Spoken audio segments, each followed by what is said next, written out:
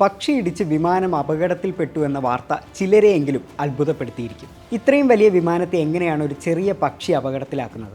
പക്ഷി ഇടിച്ചാൽ വിമാനത്തിന് എന്താണ് സംഭവിക്കുക? ഏവിയേഷൻ അഥവാ ആകാശയാത്രയ്ക്ക് ഏറ്റവും പ്രധാനം സുരക്ഷയാണ്. പൈലറ്റുമാരും ഫ്ലൈറ്റ് എഞ്ചിനീയർമാരും യാത്രക്കിടയിൽ പലതരം വെല്ലുവിളികൾ നേരിടാറുണ്ട്. അവർ നേരിടുന്ന അനേകം വെല്ലുവിളികൾക്കിടയിൽ എപ്പോൾ വേണമെങ്കിലും സംഭവിക്കാവുന്ന ഒന്നാണ് ബേർഡ് സ്ട്രൈക്ക് എന്നും ബേർഡ് ഹിറ്റ് എന്നും അറിയപ്പെടുന്ന ഈ പക്ഷികളുമായുള്ള കൂട്ടിയിടി. പറക്കുമ്പോഴോ പറന്നുയരുമ്പോഴോ ലാൻഡിങ്ങിനിടയിലോ ഒരു പക്ഷിയും വിമാനവും തമ്മിൽ കൂട്ടിയിടിച്ചാൽ അതൊരു പക്ഷേ വലിയ ദുരന്തത്തിലാകും കലാശിക്കുക. ബേർഡ് സ്ട്രൈക്ക് എന്ന് പറയുമ്പോഴും അത് പക്ഷികളോ വവ്വാലുകളോ നിലത്ത് കിടക്കുന്ന മൃഗങ്ങളോ വരെ ഇതിൻ്റെ പരിധിയിൽപ്പെടാം. ഒരു വിമാനവും പക്ഷിയെയും താരതമ്യം ചെയ്യുമ്പോൾ നിസ്സാരമെന്ന് തോന്നാമെങ്കിലും ഈ കൂട്ടിയിടി കാര്യമായ നാശനഷ്ടങ്ങൾക്കും വലിയ അപകടങ്ങൾക്കും കാരണമാകാറുണ്ട്. നിരവധി ജീവനുകൾ നഷ്ടപ്പെട്ടിട്ടുമുണ്ട്. പുറത്തുവരുന്ന റിപ്പോർട്ടുകൾ പ്രകാരം അതിൻ്റെ ഏറ്റവും പുതിയ ഉദാഹരണമാണ് ഇക്കഴിഞ്ഞ ഡിസംബർ 29-ന് സൗത്ത് കൊറിയയിലെ ജെജു എയർലൈൻസ് വിമാനത്തിനും സംഭവിച്ചത്. ടേക്ക് ഓഫ് സമയത്തോ ടേക്ക് ഓഫിന് ശേഷമോ ഉള്ള ഇനിഷ്യൽ ക്ലൈം സമയത്തോ അതുപോലെ എയർപോർട്ടിലെ ലക്ഷ്യമാക്കി നീങ്ങുമ്പോഴോ റൺവേയിലേക്കുള്ള ലാൻഡിംഗ് സമയത്തോ ആണ് പക്ഷികളുമായോ പക്ഷിക്കൂട്ടവുമായോ വിമാനം സാധാരണയായി കൂട്ടിയിടിക്കാറുള്ളത്. ഇതിന് കാരണം പക്ഷികൾ കൂട്ടമായി സാധാരണ കാണപ്പെടുന്നത് താഴ്ന്ന ഓൾട്ടിറ്റ്യൂഡിലാണ്. താഴ്ന്ന ഓൾട്ടിറ്റ്യൂഡിൽ വിമാനം പറത്തുമ്പോഴാണ് ഒരു പൈലറ്റ് ഏറ്റവും അധികം വെല്ലുവിളികൾ നേരിടുന്നത്. അതിനിടെ അപ്രതീക്ഷിതമായി എത്തുന്ന ഭീഷണിയാണ് ഈ പക്ഷികൾ.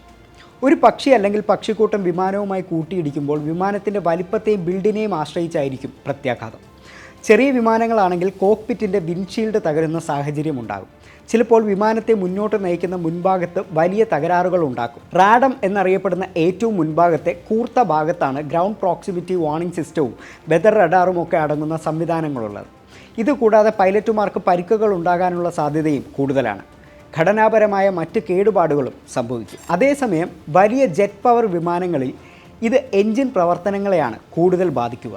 ഒരു പക്ഷി ഒരു ജെറ്റ് എഞ്ചിനിലേക്ക് ഇടിച്ചു കയറിയാൽ പ്രൊപ്പല്ലർ ബ്ലേഡുകൾക്ക് കേടുപാടുകൾ സംഭവിക്കും. മിനിറ്റിൽ 10,000-ലധികം തവണ സ്പീഡിൽ കറങ്ങുന്ന ബ്ലേഡിലേക്ക് എന്തെങ്കിലും വസ്തു ഇടിച്ചു കയറിയാൽ ഉണ്ടാകുന്നത് ചിന്തിക്കാവുന്നതേ ഉള്ളൂ. പ്രൊപ്പല്ലറിൻ്റെ കറക്കത്തിൽ വരുന്ന ഒരു ചെറിയ മാറ്റം പോലും വലിയ പ്രത്യാഘാതങ്ങൾ ഉണ്ടാക്കും. ഒരൊറ്റ ഇഞ്ചക്ഷൻ പോലും എഞ്ചിൻ പൂർണ്ണമായോ ഭാഗികമായോ തകരാറാകാൻ കാരണമാകും. വലിയ പക്ഷികളുമായോ ഇടത്തരം വലിപ്പമുള്ള പക്ഷിക്കൂട്ടവുമായോ ഇടിച്ചാൽ ഇത് ഒരേ സമയം ഒന്നിലധികം എഞ്ചിനുകളുടെ പ്രവർത്തനം തകരാറിലാക്കും. ഇത് വലിയ വിമാന ദുരന്തത്തിലാകും കലാശിക്കുക. എന്നാൽ ഇക്കാലത്തെ ഏറ്റവും മോശം സാഹചര്യത്തിലെ ഇത്തരം അപകടങ്ങളുണ്ടാകും.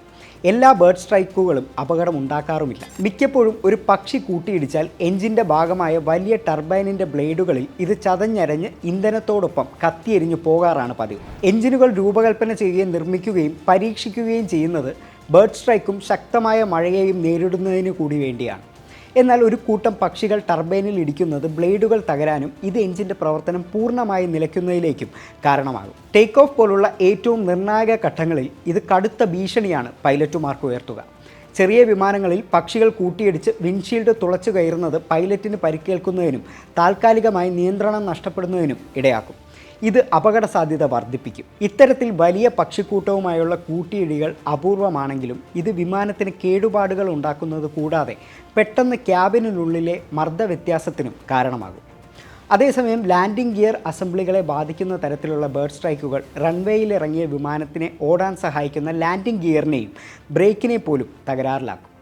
ബേർഡ് സ്ട്രൈക്ക് കാരണം സുരക്ഷാ പ്രശ്നം കൂടാതെ കടുത്ത സാമ്പത്തിക പ്രശ്നങ്ങളും ഉണ്ടാകാറുണ്ട്. ഇത് കാരണം വിമാനത്തിനുണ്ടാകുന്ന നാശനഷ്ടങ്ങൾ, ഷെഡ്യൂളുകൾ മുടങ്ങുന്നത് തുടങ്ങി മറ്റ് തടസ്സങ്ങൾ എന്നിവ വഴി പ്രതിവർഷം കോടിക്കണക്കിന് ഡോളറിൻ്റെ അധിക ചെലവുകളാണ് വ്യോമയാന മേഖലയിൽ ലോകമെമ്പാടും ഉണ്ടാകുന്നത്. പക്ഷിക്കൂട്ടവുമായി കൂട്ടിയിടിച്ച് 2 എഞ്ചിനുകളും തകരാറിലായി ഹഡ്സൺ നദിയിലേക്ക് ഇറക്കേണ്ടി വന്ന US എയർവേസ് ഫ്ലൈറ്റ് 1549 കഥ ലോകം ചർച്ച ചെയ്തതാണ്. 2009-ലെ സംഭവം 2016-ൽ സള്ളി എന്ന സിനിമയായി പുറത്തിറങ്ങിയിരുന്നു. ഈസ്റ്റേൺ എയർലൈൻസ് ഫ്ലൈറ്റ് 375 ദുരന്തം പോലെ അനവധി ദാരുണമായ സംഭവങ്ങൾക്കും ഇത് കാരണമായിട്ടുണ്ട്. പക്ഷികളുടെ പ്രഹരം കാരണമുണ്ടായ എഞ്ചിൻ തകരാർ 62 പേരുടെ മരണത്തിലേക്കാണ് 1960-ൽ നയിച്ചത്.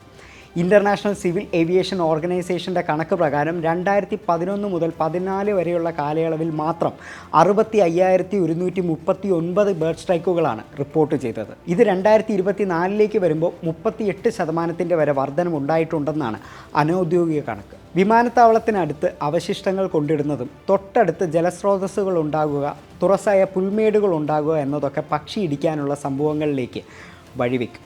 ദേശാടന പക്ഷികളും പ്രശ്നം കൂടുതൽ വഷളാക്കാറുണ്ട്. തീരപ്രദേശങ്ങളിലുള്ള വിമാനത്താവളങ്ങൾ, അതായത് നമ്മുടെ തിരുവനന്തപുരം പോലുള്ള വിമാനത്താവളങ്ങൾ പലപ്പോഴും ഉയർന്ന അപകട സാധ്യതയുള്ള മേഖലയാണ്. പലപ്പോഴും ഇത്തരം എയർപോർട്ടുകളിൽ പക്ഷികളെ ഭയപ്പെടുത്താനായി ടേക്ക് ഓഫിനും ലാൻഡിങ്ങിനും മുമ്പ് ആകാശത്തേക്ക് വെടിവെച്ച് പക്ഷികളെ ഓടിക്കുന്നത് പലരും ശ്രദ്ധിച്ചിട്ടുണ്ടാകും. പക്ഷികളുമായുള്ള കൂട്ടിയിടി പ്രശ്നം ലഘൂകരിക്കാൻ ഒട്ടേറെ മാനദണ്ഡങ്ങൾ നടപ്പിലാക്കിയിട്ടുണ്ട്. ആധുനിക വിമാനങ്ങൾ പക്ഷികളുമായുള്ള കൂട്ടിയിടി ആഘാതങ്ങളെ ചെറുക്കാൻ പോകുന്നവയാണ്. എന്നാൽ ചില സർട്ടിഫിക്കേഷൻ മാനദണ്ഡങ്ങളിലെ പരിമിതികൾ കാരണം ചെറിയ വിമാനങ്ങളും ഹെലികോപ്റ്ററുകളും കൂടുതൽ അപകട സാധ്യതയുള്ളവയാണ്. റഡാർ ഡിറ്റക്ഷൻ സിസ്റ്റം പോലുള്ള സാങ്കേതിക വിദ്യകൾ പക്ഷികളുടെ മൂവ്മെൻറ്റുകൾ നിരീക്ഷിക്കാനും പൈലറ്റുമാർക്ക് സമയബന്ധിതമായി മുന്നറിയിപ്പ് നൽകാനും സഹായിക്കാറുണ്ട്.